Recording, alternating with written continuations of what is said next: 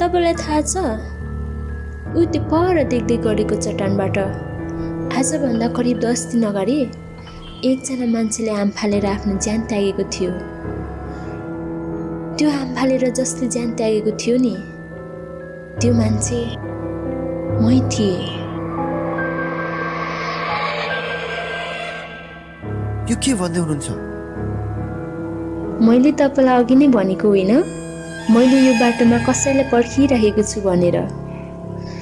10 दिनदेखि मैले यो बाटोमा मान्छेलाई रोक्न खोजिरहेकी थिएँ, तर तपाईँ पहिलो व्यक्ति हो जसले मलाई देखेर गाडी रोक्यो। अनि तिमी के चाहन्छौ मदेखि? म तपाईको केही समय चाहन्छु। अबको केही समयमा एउटा बस्ती आउँछ। त्यो बस्तीमा मेरो घर छ। त्यो घरमा मेरो बुढो बुवा र बुढी आमा बस्नुहुन्छ। म चाहन्छु तपाईँ उहाँहरूलाई मेरो एउटा सन्देश लिएर जानुस्। अनि तिमीले आत्महत्या गर्नुको कारण चाहिँ के थियो?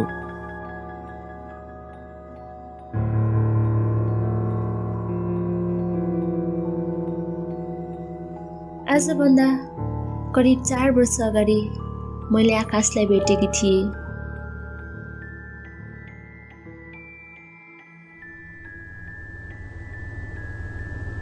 हामी दुईजना सफ्टवेयर कम्पनीमा जब गर्थ्यौँ।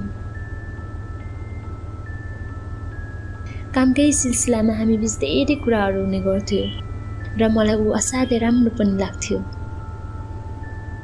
बिस्तारै हाम्रो सम्बन्ध गहिरिँदै गयो र हामी एक अर्कालाई मन पराउन थाल्यौँ। हामी धेरै जसो समय सँगै नै हुने गर्थ्यौँ। मसँग हुँदा एकदमै रमाइलो लाग्थ्यो र मलाई आफूलाई एकदमै विशेष महसुस गर्थेँ। मग्न भएर आज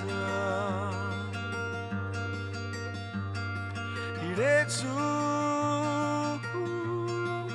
भेट्न तिमीलाई। मनका भावना सबै सुनाउनु छ तिमीलाई। बाटो कल्ली पुरानो